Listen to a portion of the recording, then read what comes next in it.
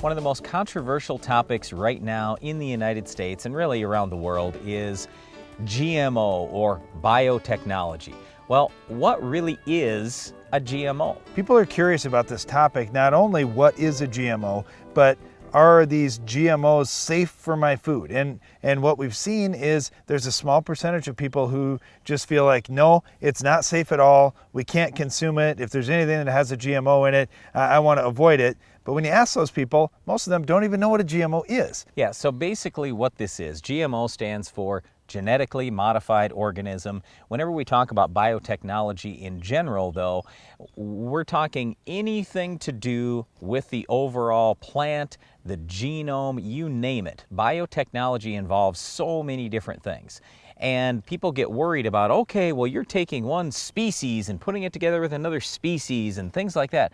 Well, do you know what? In nature, there are a lot of things that just happen that you might not even think is normal. For example, you might have agrobacterium that's now used commonly in biotechnology that actually can introduce things into trees, for example, and change the overall genome of the tree. And you go, what? I thought that trees just basically did the same thing as most other plants, and they might cross-pollinate or whatever. There are seeds that go in the ground, and they're just affected overall a little bit by the weather, and that's about it. Well, no, there's a whole lot of stuff that goes on. This is an incredibly complex topic. People call GMOs bad, but really, how many people have GMOs ever killed?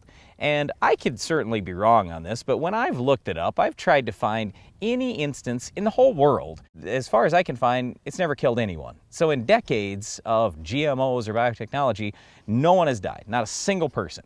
Yet, if you talk to a lot of people around the world, they think, oh my goodness, the GMO, that's the worst thing ever.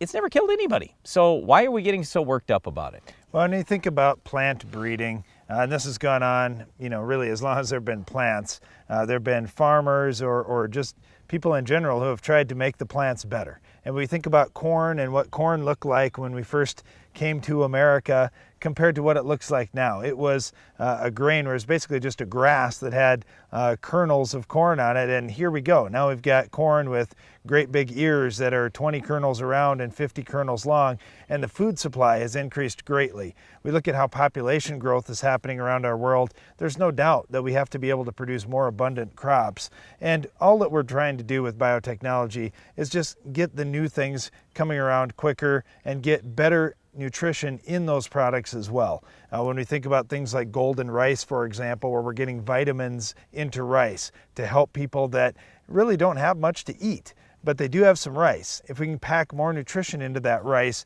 it just makes a lot of sense. And like Brian said, we have not seen anything that's been dangerous or harmful. There's just a lot of fear-mongering out there. And here's the opposite side of that, is you have farmers that are in conventional farming that are completely bashing organic farming, and we don't really need to do that. There's nothing wrong with, hey, I want to do things a certain way. That's fine. There's different segments of the market that those types of production will meet.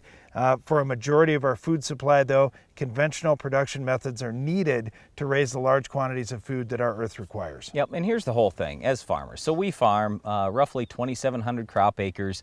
It's all in South Dakota. That's where our farm is at. You know what? Honestly, I don't really care. Our farm used to be, in fact, we're standing on some of our great-grandpa's ground right now. Okay, this used to be farmed with what would be considered today organic practices, okay? So I don't really care if I'm using conventional, I'm using biotechnology, I'm using organic. It doesn't make any difference to me as a farmer. I'm just trying to do everything I can to produce as much food as possible off my ground. Today, conventional methods are producing the most, and science has proven this safe. And as farmers, we look at ourselves all the time, really, as scientists. And all we're trying to do is look at the facts, okay? We care about the facts and we care about science. And so if we can produce a healthier crop in a certain fashion, that's absolutely what we're gonna do. But just understand, I live right on our main farm. For most of my life, I've drank well water. I'm eating food right off our farm sometimes. I mean, we're not trying to do anything as farmers that's going to hurt anybody because we're the first consumers of all these things. And all we're trying to say here is just look into the facts about GMOs, about biotechnology, before you start listening to the mainstream media that likes to make everything sound bad. Well, one of the plants out there that you may think is genetically modified is our wheat of the week. week. It's a tough one to fight. We'll show you how to stop it coming up later in the show.